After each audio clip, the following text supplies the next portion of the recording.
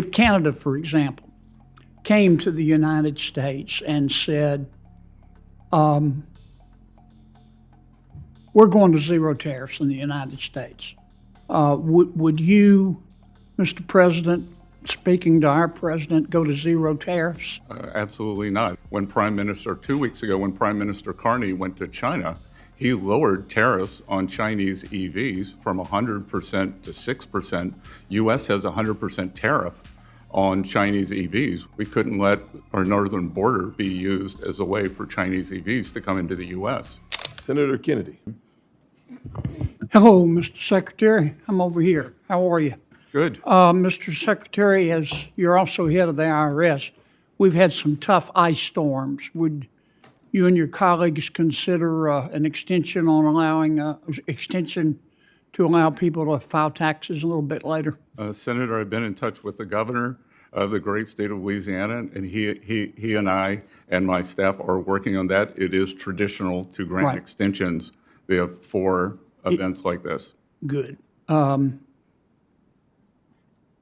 If Canada came to the United States, well, let me preface this by saying I understand that tariffs have a number of purposes, but the foremost reason for tariffs is to try to stop other countries from taking advantage of us through either their tariffs or trade barriers. If Canada, for example, came to the United States and said, we're going to zero tariffs in the United States, all of them are off on our end, would you, Mr. President, speaking to our president, go to zero tariffs and then just let Canadian companies and American companies compete on a level playing field?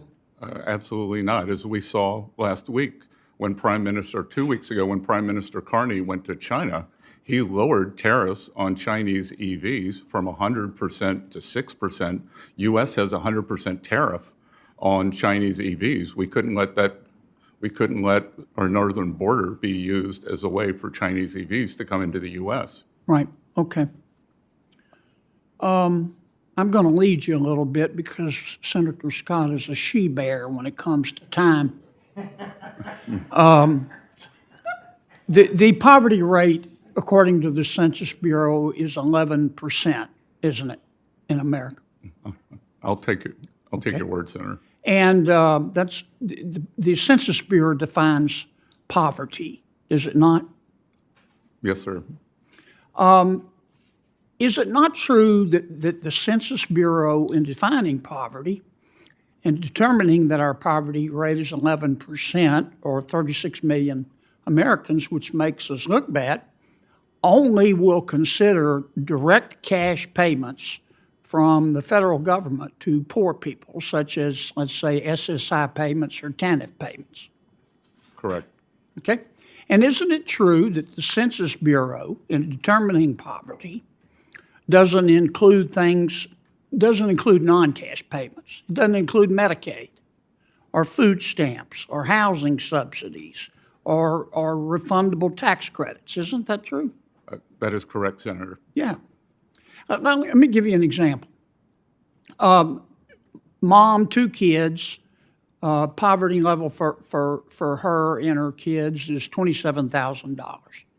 Mom works part-time. She makes $11,000. According to our Census Bureau, she's poor. She's below the poverty line. But she also receives, she works, I recall I said, makes $11,000 a year. She receives $4,100 in refundable earned income tax credits, $3,400 in refundable child tax credits, which means she gets a check, $9,200 in food stamps, $9,500 in housing subsidies, $900 in utility bill subsidies, $16,000 in Medicaid, $31,000 a year in free school lunches, and $6,000 in TANF payments.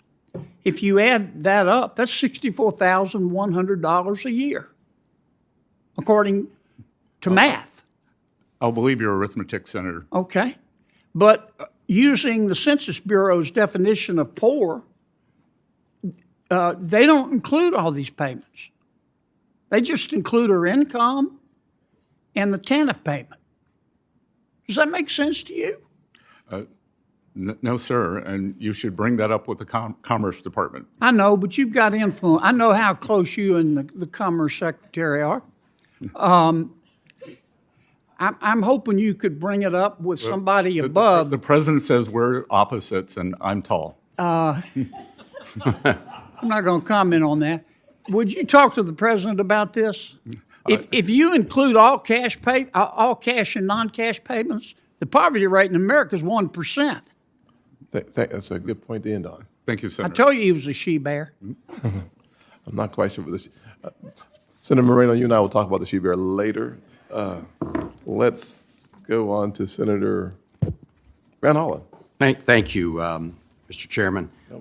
Mr. Secretary, I think you would agree that the credibility of the Secretary of the Treasury is important, and I want to give you a chance to retract a statement that you made on national TV. Alex Preddy was shot 10 times and killed by federal agents in Minneapolis. The administration, some in the administration called him a, quote, domestic terrorist. You suggested that Alex Preddy was culpable in his own killing because he had a gun in his waistband holster, which he was licensed to carry. When asked, you said, quote, I'm sorry this gentleman is dead, but, and you went on to say he had a weapon, suggesting that he was culpable in his own killing. So, Mr. Secretary, today, would you like to retract that statement? I would not. And would you like to express remorse over the death of Ashley Babbitt here in the Capitol? Oh, I have expressed remorse over that. So I've done that, Mr. Secretary. Mr. Secretary, please don't change. So you think, I have other questions, but I actually would have expected you to take this opportunity to rephrase your response to that question. So you think the fact that he legally had a gun justified his killing? I didn't say that at all. You said, do you think he was culpable, partly to blame in his own killing because he had a gun? They did not say that. I'm asking you a question now. Do you believe he was in any way culpable for his own killing because he legally carried a gun? Again, this is an FSOC hearing. Yeah. So, but you're the Secretary of the Treasury. Why don't we talk about financial stability and oversight? I'm happy to, Mr. Secretary, but your credibility is important. And in that response, you really, I think, let down the country because we expect honesty after that kind of terrible tragedy. Let me ask you about FSOC. I'm glad that you've all established a household resilience committee because people are being financially squeezed from every side. And I've got a whole bunch of quotes here from candidate Donald Trump on the campaign trail. Starting the day I take office, I will rapidly drive down prices and we will make America affordable again. It's interesting he used that phrase since he's been making fun of the affordability phrase recently. But I listened to your exchange with Senator Warren, and the facts show very clearly that inflation has not been eliminated, has it? Well, right? It is undesirable to completely eliminate inflation. What is desirable is to get back to the Fed's 2% target. And for the past 3 months, we've been at 2.1%, Senator. Yeah. No, so but the 21.5% under the Biden administration. Now, look, Mr. I know how you're playing games. You're doing the aggregate over the Biden administration. The last few months. And you are. No, the number 2.7 is your own number for last year, the year of the Trump administration. So let me ask you. And you're being a deconstructionist and saying day one. And great. Well, I'm just reading the president's own statements. I'm glad you all have the same talking Chairman, I ask unanimous consent that these statements be placed in the record. Without objection. All right. Look, Mr. Secretary, you used to believe that tariffs would increase inflation and prices. Isn't that true? I wrote that in a letter to my investors, but a year before, I also wrote that I thought Senator Warren would be the Democratic presidential nominee. Okay. But, So Mr. my Secretary, please. predictions have been bad. Please. Have been bad. Okay. So, Mr. Secretary, it was January 2024. You said that increased tariffs would raise prices. no, right? I said they could, and I also said it would strengthen the dollar, and the opposite has happened. Yeah. The So- prices have not gone up due to 150 years of data from the San Francisco Fed.